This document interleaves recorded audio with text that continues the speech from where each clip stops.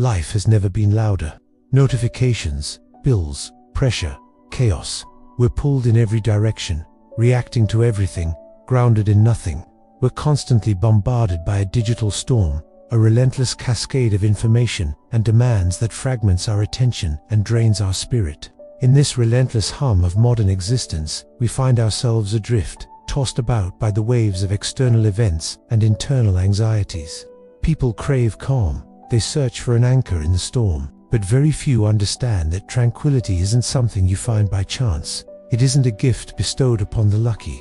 The Stoics, those ancient masters of the mind, understood a profound truth. Real peace isn't given, it's forged. It is built, moment by moment, through discipline, perspective, and an unwavering commitment to inner fortitude. It's a skill, a practice, a muscle that must be trained, especially when the world outside grows louder and more demanding. This training isn't about escaping the world. It's about learning to stand firm within it. Imagine a man at the helm of the most powerful empire the world had ever known. Marcus Aurelius. He wasn't a philosopher in an ivory tower. He was an emperor on the front lines, a general leading his legions through brutal campaigns, a leader navigating plagues that decimated his population, and a man enduring personal betrayal and the constant, crushing pressure of absolute power. His world was one of perpetual crisis. Yet, when we read his private journals, the collection of thoughts we now call meditations, we don't find a man broken by the weight of his world. We find a mind steadier than steel, a spirit grounded in unshakable calm. For Marcus Aurelius, Stoicism wasn't an abstract philosophical theory to be debated in quiet halls. It was a practical toolkit for survival. It was the armor that protected his mind from the chaos swirling around him, the compass that guided his actions, and the fortress that preserved his inner peace against the siege of external turmoil. He demonstrated that strength isn't the absence of hardship, but the ability to maintain one's character and reason in the face of it. The journey of a Stoic begins not with a grand gesture, but with a simple, powerful act of division. They drew a line in the sand, separating what they could control from what they could not. This is the first and most fundamental rule. Think about it. The weather, the economy, what other people say or think about you. The sudden turns of luck, good or bad, these are external events. They are outside your kingdom. To spend your energy worrying about them, trying to manipulate them, or raging against them is to pour your strength into a bottomless pit. It is a fool's errand. But your choices, your judgments, your responses, the principles you live by, where you direct your focus, that territory is yours alone. That is your sphere of influence.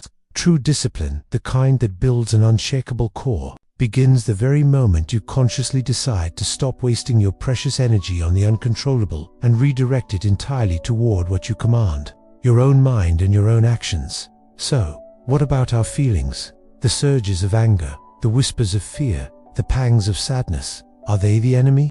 The Stoics would say no, absolutely not. They never advocated for a life devoid of emotion. That's a common misconception. Their second rule was far more nuanced and powerful. Emotions as signals, not masters. They are raw data, messengers from our inner world. Anger tells you that a boundary may have been crossed, that something feels unjust.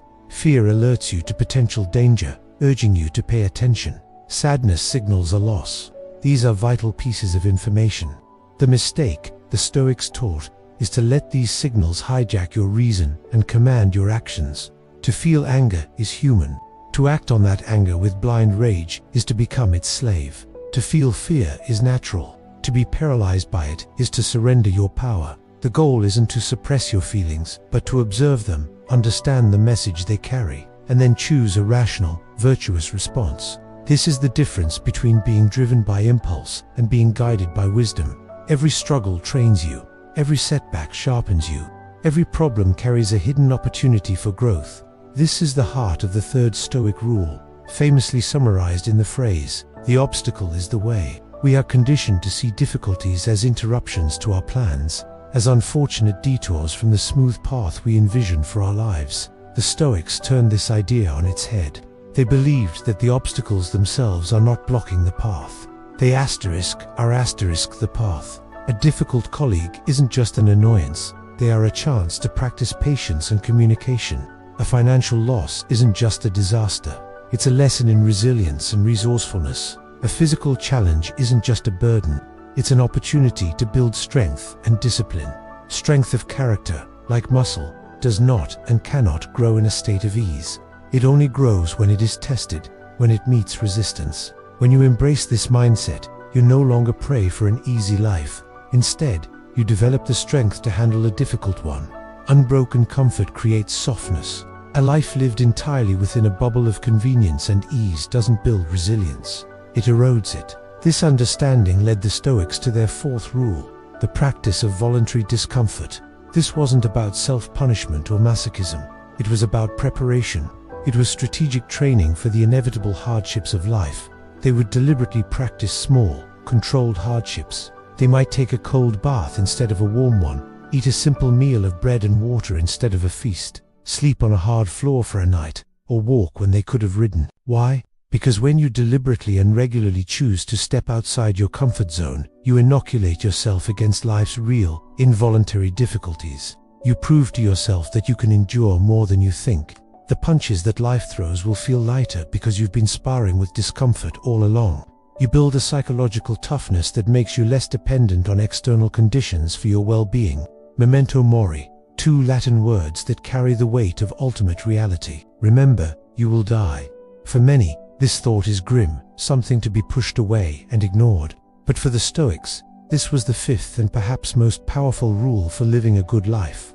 They saw it not as a source of darkness, but as a source of profound clarity and motivation. Contemplating your own mortality isn't meant to be morbid, it's meant to be clarifying.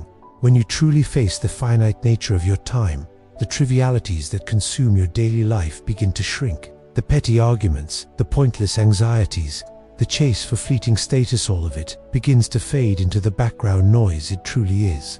Your priorities are thrown into sharp relief. What truly matters? What kind of person do you want to be? What impact do you want to have? Facing your own end is the ultimate filter for your life. It cuts through the clutter and makes what is essential, finally, powerfully, and beautifully obvious. In the end, people today think they need a new app, a new guru, a new life hack to find peace. They don't. The answers are old, very old. They've been waiting for us for 2,000 years, etched into the journals of an emperor and the teachings of philosophers who faced challenges far greater than our own. 5 rules. Control what you can. See emotions as signals, not masters. Find the way through the obstacle. Practice voluntary discomfort. Remember, you will die. These principles are simple to understand. They are timeless in their relevance, but they are hard to practice. They require daily effort, constant self-reflection, and unwavering discipline. Yet, they are life-changing when mastered. The chaos of the world isn't going away. The notifications will keep coming. The pressures will keep mounting. But your response to it all, that is your kingdom, that is your domain. Rule it well. Thank you for watching. If this reflection resonated with you, consider subscribing for more journeys into timeless wisdom.